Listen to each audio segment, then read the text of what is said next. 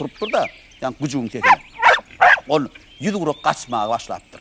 Birden yanına oturan gücük bilen dostlaşanın yazına düşüp, näme dostun uklap etirka yürüyen. Korkusuna onun yüreğinin yarılmağı mümkün ahirennittir. Onun sonra sen sesini möcek eşitse, ikimden yer deyiptir yan gücüğü. Buna gücüğün kaharı geliptir.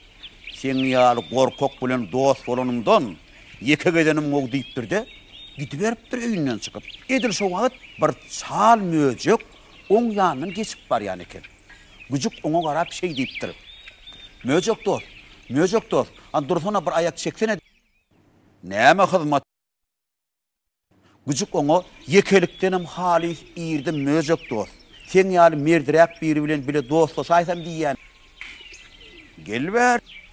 Bile borzok içimi ısmaz deyip, yankı möcek gücüğü iyidine terkep gidiveriptir. Bular ağ edip yadanlarından son bir yerde bilece yatıptırlar. İç sağar giyeceğin bir vakti yan kuşun sesine koyunup durdu. Hayvat bilen tövürük taşına üyrük başlattır. Yankı bilece yatan için on sesine möcek toğuşununu meter korkup duruptur. Gücük kalipa, bıkılığın bilen sen ahırına aya ağa vorsun, ol katı zordur ay deyiptir. Ama bunu eşten gücücük varsa möcektenim göğünü geçiptir. O şey deyiptir.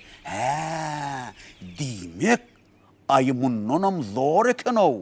Qoğusu ayı bilen dostlaşayınla men deyiptir de möceği taşlap gidiveriptir. Yine bir günüm ol ayağı doğuşuptur. Ona dost bolmağın teklif ediptir.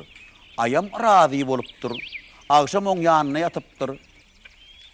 Ayın yanına özünün yönükü canlarla hilinen nälin bildirecek bolup, hafam yankı gücücek, batlı üyrük koyveriptir. Ay pahir zıngılıp honu düşüptir.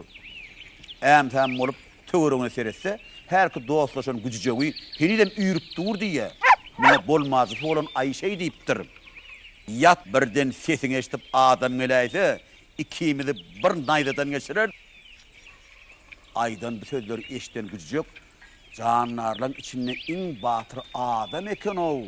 Şeyle olmasa ay ondan korkmadı diyen fikri bilen gidiveriptir. Yine görse bir adam odun çapıp durmuş diye. Gücük onun yanına varıptır da ona dostlaşmak teklif ediptir.